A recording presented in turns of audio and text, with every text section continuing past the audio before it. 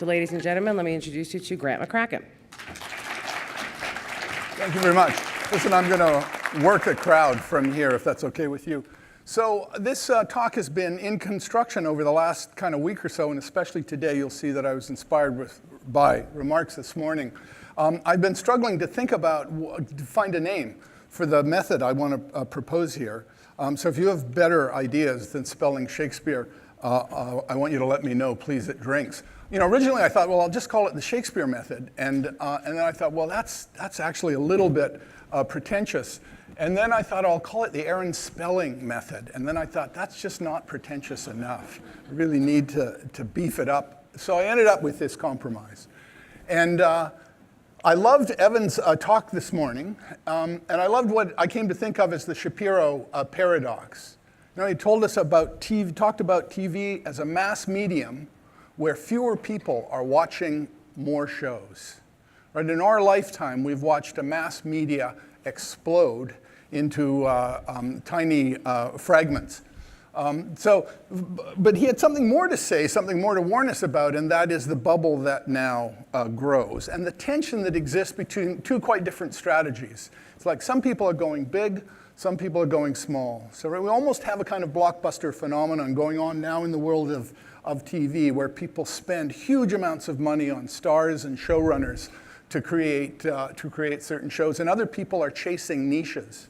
What I want to propose, the Spelling Shakespeare method, is designed to work the middle ground between those two strategies. Adriana's wonderful panel here was talking about the new diversity in the world and how TV is struggling to honor this diversity and to capture the audiences.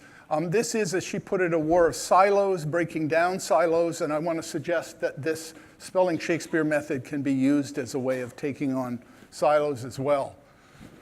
But the strategy began, all of this stuff is, you know, paint's still wet on this. It didn't exist when I got on the plane yesterday. What I thought I was coming to talk about was a very particular problem, and that is that TV got better. In 1961, Minow, then the head of the FCC, said, Kennedy said, take a look at TV, tell us what you think. And he said, TV is a vast wasteland from which nothing good will ever come. TV will corrupt the culture it touches. I think this was exaggerated at the time. It turns out now to be a hollow boast, a completely mistaken idea. It looked, of course, to be fair, for a while as if Minow had a point. You know, a lot of TV was the best thing you could say about it was that it was agreeable, but it didn't feel like it had very much context. Some parts of TV were even worse. They weren't even agreeable. They were just deeply, deeply annoying. And you know, often the emotional tone was kind of cheesy and big smiles and happy emotions. In the old days, TV could be predictable and slow pitch and obvious and controlled by genre. And then came a revolution that nobody really anticipated. And it's transformed TV as we know it. It's really funny. I spent some part of my year in the academic world, and I end up drinking sherry on a Friday afternoon in the senior common room. And academics, they're like birds on a wire. The topic of TV will enter, somehow it will enter the conversation, and they begin to roll out their prejudices. They say, well, of course, we don't have a TV. Or we have a TV, but we don't have cable. Or we have, you know, they just make this kind of theatrical show of how little they care about the mass medium of TV. And then the sherry they're drinking works its way into their bloodstream. And before long, they're demonstrating fantastically detailed knowledge of Law and Order episodes. Because they watch TV, everybody, thank you very much, watches TV. So this was unanticipated, but look what happened. The wasteland came to life. Against all the bets, and in the face of an academic hostility, the deep thinkers who were supposed to tell us what the future held, in the face of that hostility, the wasteland bloomed, and we got a succession of shows that were extraordinarily rich and interesting. Even the shows that weren't big budget, that weren't kind of meant to be the darlings of the critical media or designed to be an opportunity for someone to show off their chops. Even the lesser shows were extremely good. and clever and thoughtful and interesting and intelligent, all boats rose with this tide. Against the odds, this guy, do you remember the moment when this guy when he saw a camera, the first thing he did was take his shirt off, right? Yes, you could call him an actor, but mostly he was a celebrity. And somehow, something happened to the world of television and to American popular culture as a result of which this guy became this guy. It's an astonishing transformation. This guy, talk about a bobblehead, became this guy. And this show, Dragnet, became True Detective. And then look how it veered. Well, I'll spare you the details, but I love the difference between season 1 and season 2 of True Detective. Right? Season 1 was wonderful and rich and good, and season 2 was just pretentious, sophomoric nonsense. And it was like the showrunner just went a little bit crazy. He started reading his own clippings. Thought, I'm a creative god, I can do anything. And everyone said, spare us the creative godhood stuff, just tell a compelling story in the language and with the power of which TV was now capable. Happy Days became Modern Family. The distance, the culture, an anthropologist, the cultural distance between these two cultural artifacts is astounding. So if you're interested, I wrote up this idea of TV Got Better for Wired Magazine. Actually, Netflix was the sponsor of the piece. It's still there on Wired, so if you go to Wired and McCracken, TV Got Better, you'll get the larger stories. But this is a clip that shows how we got all of these virtuous cycles running at once. Right? As TV got better, better writers came. As better writers came, sharper critics emerged. Everything started to reinforce this sudden improvement. But the biggest improvement was the shift from this guy to this woman. Didn't have to be a gender shift, but it was the shift between somebody who wasn't really paying attention, thank you very much, to somebody who was watching these shows almost frame by frame. So TV got better, and it created an evolutionary problem. It stretches our world terribly. We've got all those people who still watch the old TV in the old way. And I know families, intelligent, educated people, who only watch Law and Order episodes, and they've seen all the episodes. So they're now watching Law and Order episodes they've seen before. They're living in a closed garden that's incapable of real provocation or surprise. That's their intelligent, educated people, that's their experience of television. So we're stretching from there. So we've got some people watching Law and Order as reruns, got other people watching television content of this kind that breaks 4 or 5 different rules of TV construction.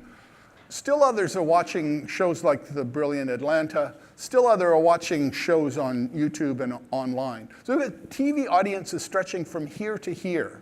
And this creates a terrible problem. It almost, if you wanted, creates that kind of missing middle we were talking about before, right? Where some people go for the drama and the art, and other people go for broad and obvious and crowd-pleasing.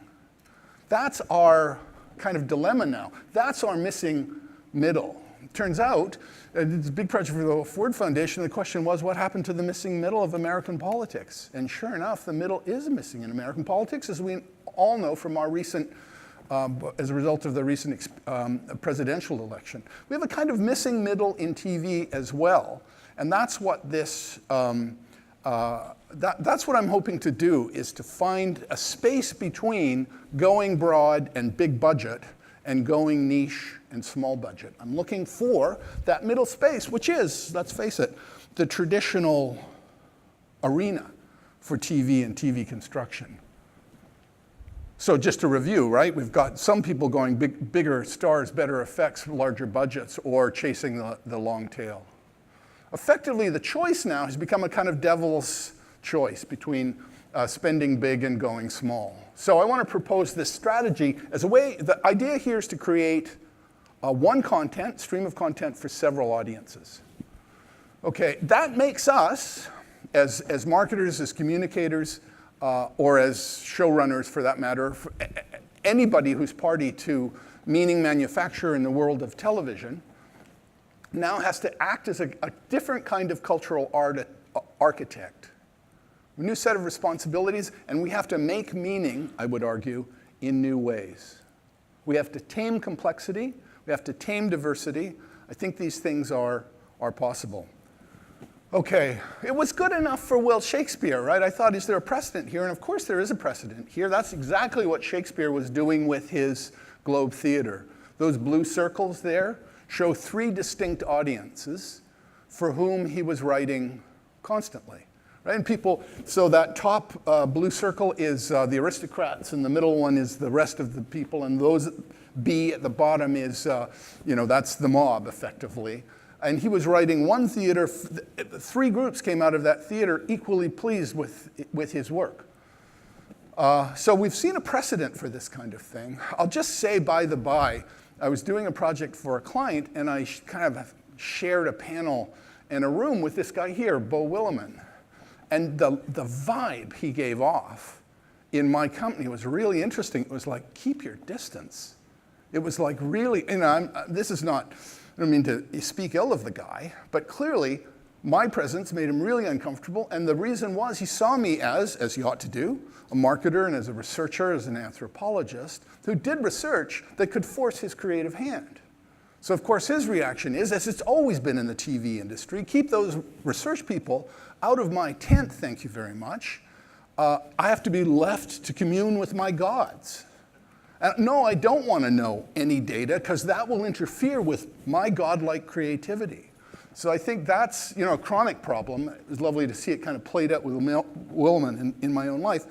I think this method promises to solve that problem. The spelling Shakespeare strategy says Beau should feel free to be as Willimonian as he wants to be. This method should make it possible for him to do whatever he wants for his own creative purposes, as long as other conditions are satisfied. So the 2 methods within the strategy, one is, the first is the escape the silo strategy. TV had this weird kind of thing about it, and it's still, I think sometimes we see it and sometimes we don't. It's so kind of basic nature. TV acted like there was no such thing as TV. People on TV didn't watch TV. People on TV never talked about watching TV. People on TV never talked about other TV shows or the things other people might be interested in because they watch TV. It's like TV made itself vanish. What's that famous line from The Usual Suspects, the greatest trick the devil ever played? It's like TV somehow persuaded us that TV didn't exist in the world. Very interesting. Anyhow, it created a problem. All of the richness and the texture and the power, the volcanic power of popular culture was extracted from the creative universe. But that was just the first silo that was imposed upon TV. The other silo imposed upon TV was this one, right? The one we talked about this morning in that wonderful session, Ariana's wonderful session. The sensibility of these shows was mostly white and male and middle class and mainstream, and it excluded all other sensibilities. So it was like TV was doubly siloed. Nothing existed outside of itself, especially not sensibilities different from the one from which. Now we've seen the change kind of run through the industry, and you can choose lots of starting points, but I always like to choose Buffy. You remember that first moment you were watching Buffy, and Buffy or someone turns to someone else and says something kind of sotto voce, almost under her breath, and it was always a witty aside. It was very often a witty aside that referred to another TV show. And apparently, I haven't got the full details here, and if anybody here knows them, please do share over drinks. But as I understand the story, it's this. The writers were dying to just be playful because, of course, writers want to be playful. The showrunners said, absolutely not, get that stuff away from me, keep it simple, stupid. But they began to hear from the fans, and the fans said, yeah, the show's great. Yeah, that's interesting, a girl who kills vampires, that's good. But what's really good are those little lines, the things that people murmur to one another that refer to other shows and to the whole vampire tradition in movies, and it's like, that's why we watch the show. And suddenly it became what was a kind of an accident in the show, suddenly became the lifeblood of the show. And Buffy was suddenly working with popular culture, admitting other sensibilities, breaking out of both silos.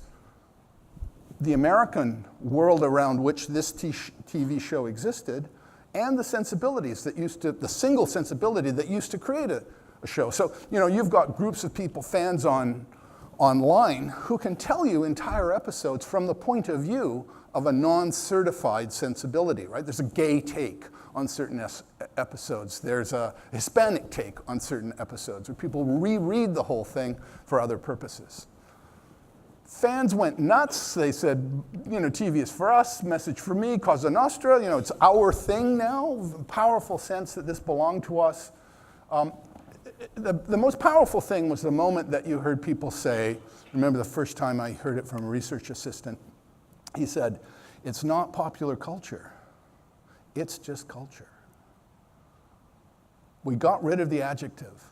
And in that moment, something fundamentally important changed about American culture. Popular culture had always been sort of the idiot cousin who insisted on making itself a party to American arts and letters. It's like embarrassing. You don't want to talk about it. And suddenly that popular culture became culture every bit as good as any culture. Something that looks very like that Italian tradition of opera, right? Which is rich and interesting and fully popular, but high culture, thank you very much. So a huge change here suddenly taking place. And it even began to work its way into the most mainstream stuff. So you think about Abby and Tony here, both were fountains of popular culture sub-referencing, as it's sometimes, or intertextuality, as it's sometimes called, right? Tony is just a fountain of popular culture references, movies. He sees a scene and it makes him think of a scene in a movie. And Abby, of course, is this wonderful contradiction. All of you who've done research have had a chance to talk to somebody about a goth scientist. Such a fantastically interesting idea and fantastically influential in American culture.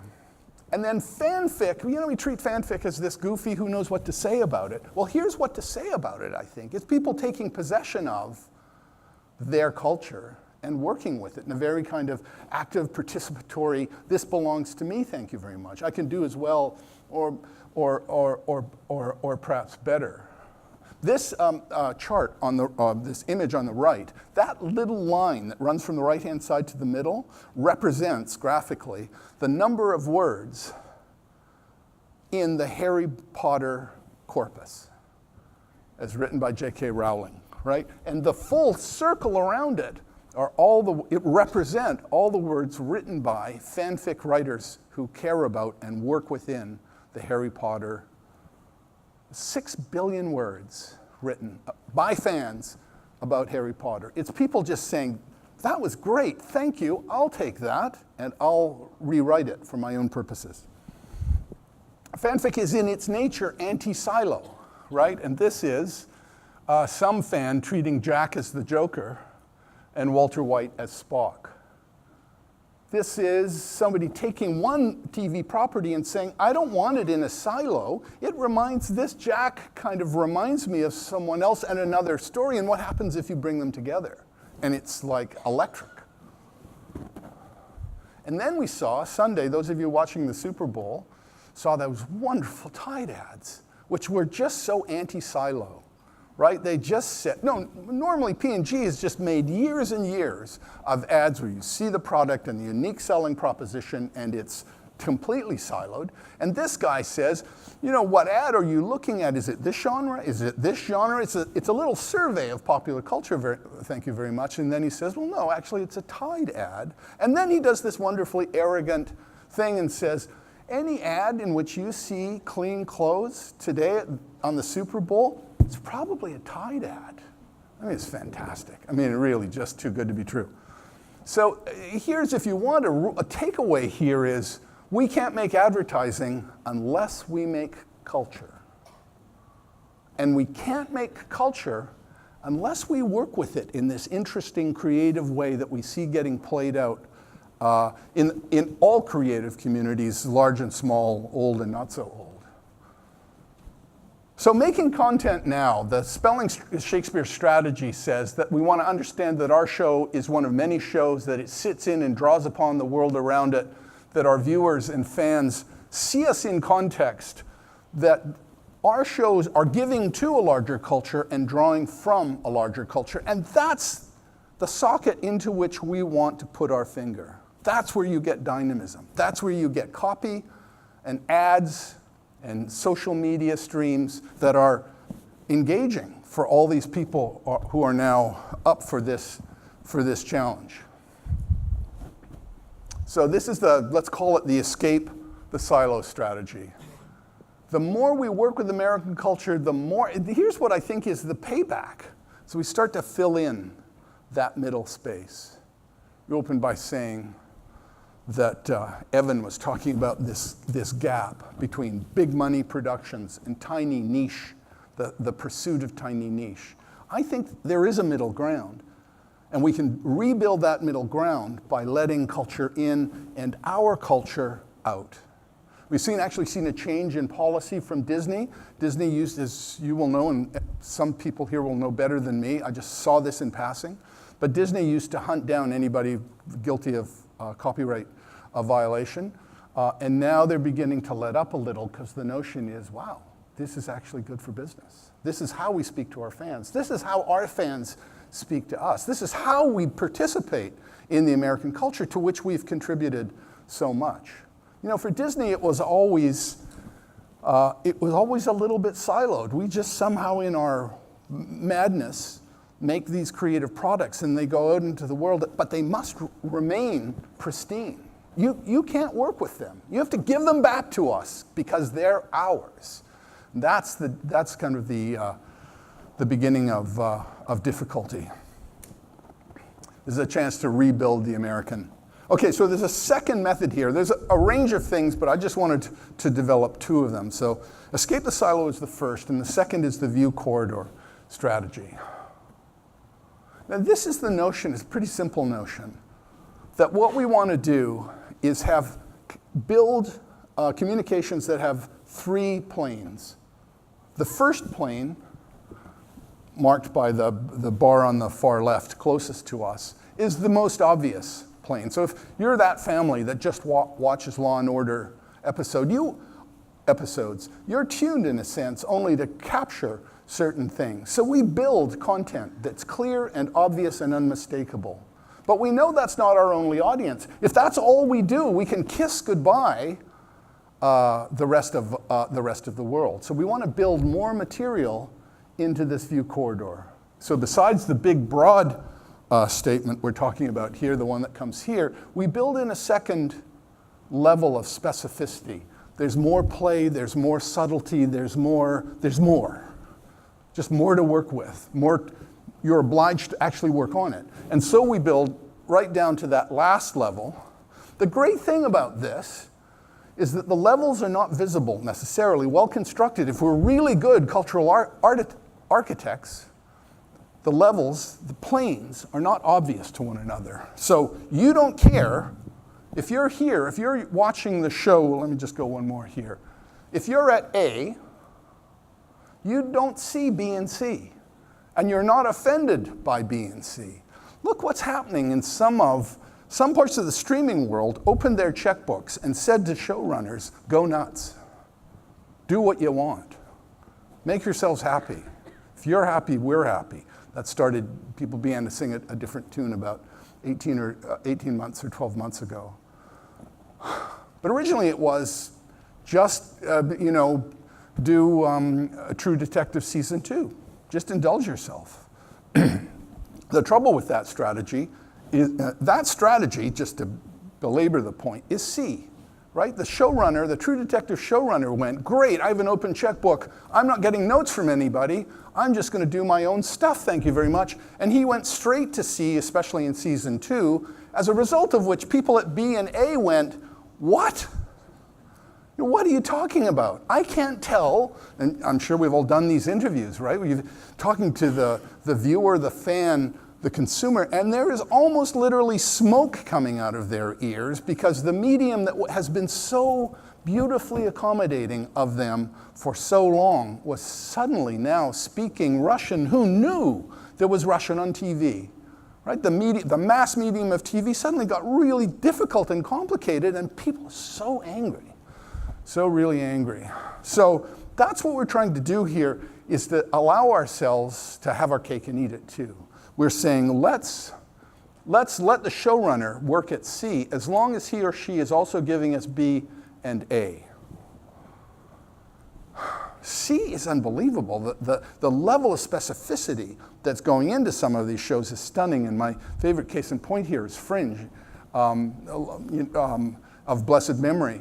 But they were literally dropping in secret messages that were like 2 or 3 or 4 frames long. And see that little shape in the blue circle, and you can barely see it. It looks like an S or something. That was a message from showrunners to fans. And it was only 4 seconds, whatever it was, a very few frames, but you sort of did this kind of, what was that? Because you're watching, you're really alert, you're really paying attention to all the details, and then you get this little bleep, and of course, you can go back and look and frame, there it is. I think it's an S. You go on social media, everyone's, there's just a firestorm of controversy. Was it an S? What does S mean? Fantastic way of engaging the fan.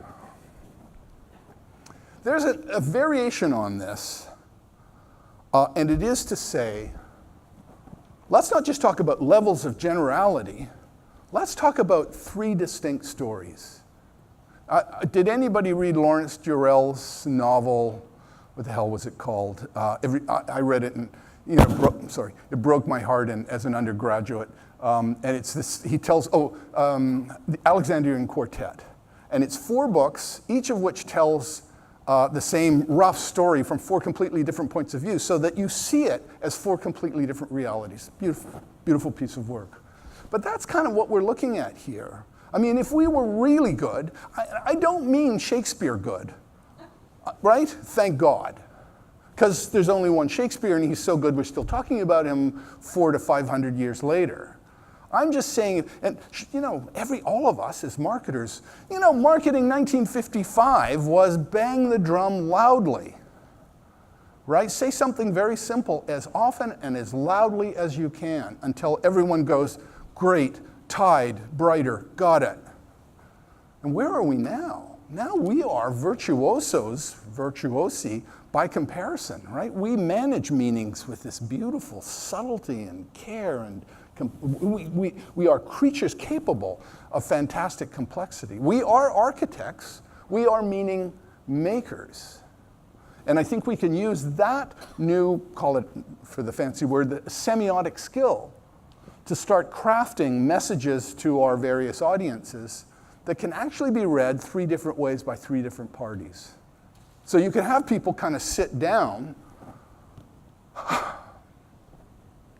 with one another and go and start talking about the show or the ad or the streaming campaign, and someone goes, oh, well, I thought it was X. And the other person goes, it wasn't about X. It was about Y, obviously. Like, what is the matter with you? And somebody else go, no. It's possible to construct culture that's that good, where not only do we have 3 distinct and distinctly different stories going on at the same time, nobody who's paying attention to any one story can even see the other stories. Fantastically difficult stuff to do, but hey, we're getting better. And because our audience is now so fantastically attuned to what's happening in our culture and on the screen, we kind of have to rise to this occasion, I think. Okay, let's dolly back. I just want to check my time. Unlike some parties, I'm actually exercising time management. But we have time for questions, so I've been racing ahead in my anxiety to tell the story. Let's dolly back. The strategy here is 2 methods. It's escape the silos, let culture in, let the show out, rebuild the American middle. And the second is a kind of view corridor management, where we build in richness, all the richness the showrunner wants, even as we explore new creative and explore new creative possibilities, even as we build these big, clear stories up front. So we're speaking to the audiences that have been birthed by the new TV and satisfying their demands for this beautifully crafted stuff, even as we're speaking to the children of Jim Rockford, who, you know, are quite happy to set their watches by the car chase that always comes 20 minutes into a Rockford Files episode, right? It was just like totally predictable. For some audiences, that's exactly what you want. I guess the point I'm trying to make here is that we don't have to choose. We can speak in the voice of Jim Rockford, and we can speak in the voice of the most ambitious and arty showrunner, because there is that kind of, I think, opportunity before us. Okay, so that's the spelling Shakespeare method, and thank you. We've got time for questions, so please sing out and don't be kind. Thank you. Thanks a lot.